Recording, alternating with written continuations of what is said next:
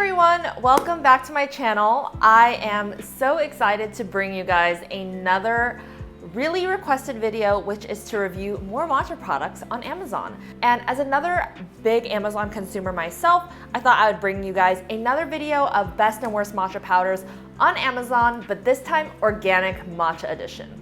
So the first thing I want to talk about is actually what organic matcha even is and whether organic matcha is actually better for you than non-organic.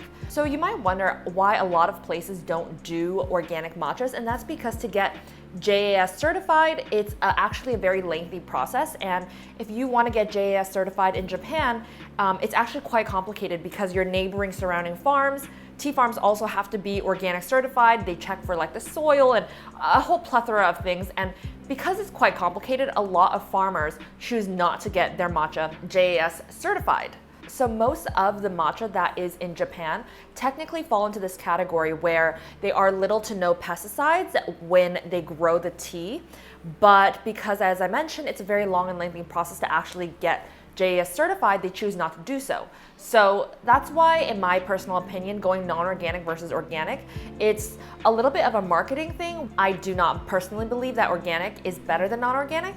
And generally, from my personal experience, I have also found in terms of taste that organic matchas don't have that same umami flavor that non-organic matchas get, because a lot of the times you actually get that rich umami and sweetness from heavy fertilization, and that is typically translated into the matcha flavor itself. But I do understand that everyone has different personal preferences. That is why today I am bringing you the best and the worst organic matchas here on Amazon. So I'm going to be going in order of worst matcha to best matcha. Starting off in 6th place is going to be this Rishi Everyday Matcha. This is organic and single origin. So it's interesting that this product actually says that it's single origin.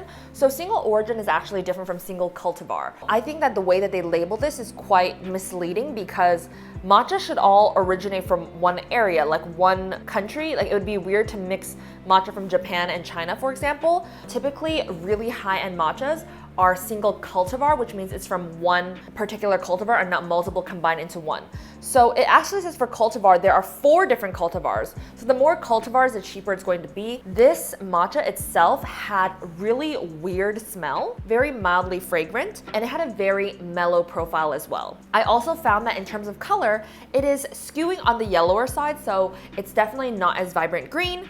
And also in terms of taste, I found that it had a slightly watery taste. When I made the matcha latte using this particular powder, I saw that the texture of the drink was definitely skewing on the watery side, wasn't as full-bodied or umami at all, and it also had a very astringent aftertaste. I found that right after I finished drinking this matcha, my tongue tasted kind of bitter and dry, and that's definitely not a pleasant feeling and not something that I associate with high quality matcha.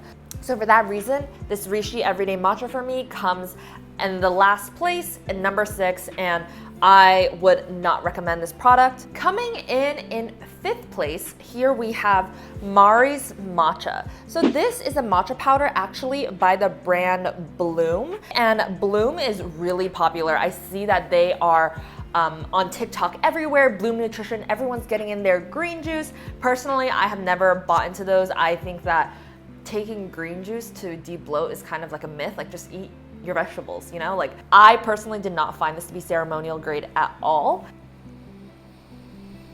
It's decently fragrant, I would say. It smells pretty good. It's pretty fruity. In terms of color, it skews a little bit more on the yellow side, which is why I say that the label of ceremonial grade is a little bit inaccurate, because it's not as vibrant green as I would expect a ceremonial grade to be. In terms of taste, it is slightly watery, very light-bodied.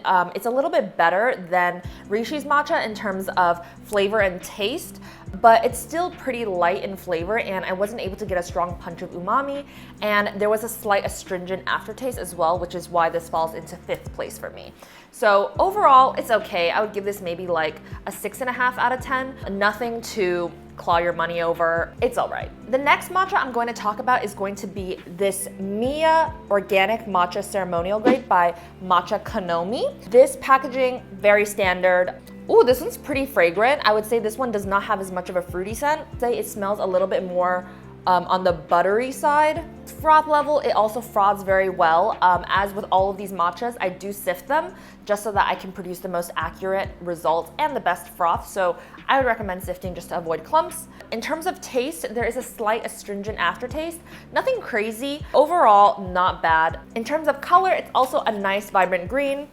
There were no really drawbacks to this besides the fragrance was decent. The taste was also decent. I would probably give this around like a 7.2 out of 10. All right, so coming in third place, there were two different matcha powders that I really couldn't decide between. They were pretty neck on neck, so I have them tied as both second place or both third place, however you want to put it. We'll say both second place.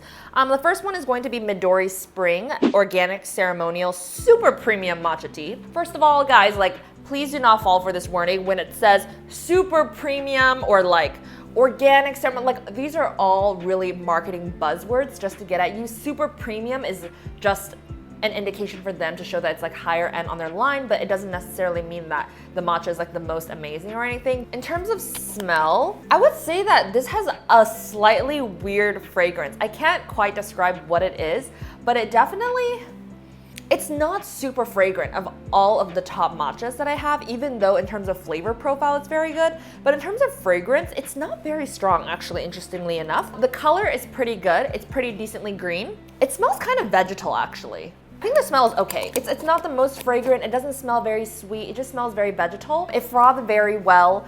And in terms of taste, I felt like this one was actually very strong. Between this one and the next one I'm going to mention, this one had a stronger taste. There was some slight astringency at the end when I was tasting the matcha, but overall, this is pretty good and I would recommend this. So as I mentioned, Midori Spring is tied with one other matcha for me, and that would be the Matcha Curry Organic Barista Ceremonial. So this matcha is actually pretty good. I was really pleasantly surprised with this. The smell, oh, and this one's much more fragrant than the Midori Spring one. And in terms of color, it's also a very bright and vibrant green.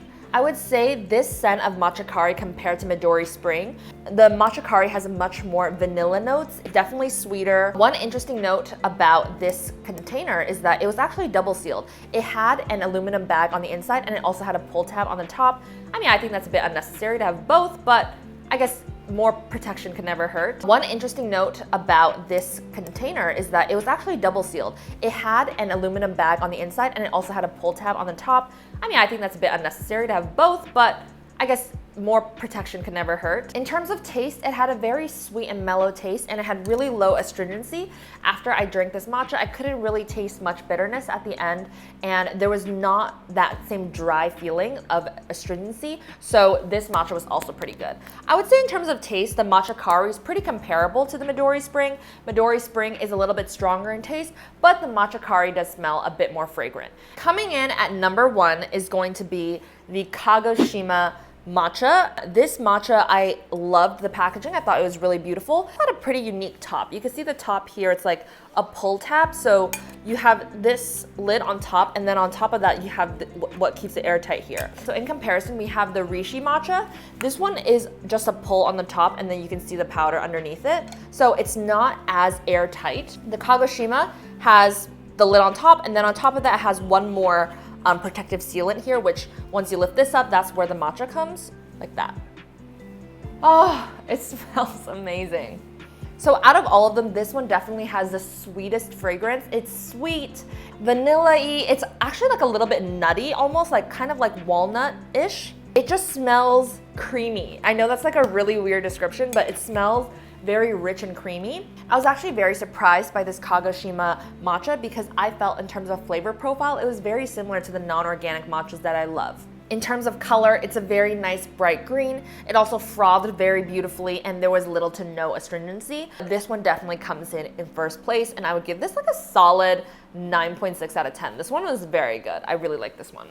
And that is all that I have for you guys today. I hope that you guys enjoyed this video review breakdown and also seeing the prices of what all these matchas cost per gram. I just want to make it clear that when you are looking for matcha, you want to look for a couple things. You want to look for color, you want to look for taste, you want to look for fragrance, and at the end of the day, taste is the one that is going to be the most subjective to you. Everyone likes different preferences when it comes to flavor profile. Some people like their matcha more strong, some people like it more vegetal, some people like theirs on the sweet side. Make sure you leave a comment down below for any brands that you would like me to try or any specific matcha powders you would like me to review. I do make YouTube shorts now where I do mini reviews of brands here and there, and I also make TikTok videos on matcha recipes, so be sure to follow me on TikTok at MareHeartsYou. And I also have an Instagram at Munchies with Mare where I also post more food content and more matcha content, so please be sure to follow me on both of those platforms if you want more content. And of course, I also have my personal Instagram, which is at MareHeartsYou. I will also be sure to link all of the matcha powders listed in this video in the link down below. I also have an Amazon storefront where I link all of my daily matcha essentials, my workout essentials. So thank you guys so much for watching this video. I hope you guys enjoyed it and found it informative, and I will see you guys in the next video. Bye!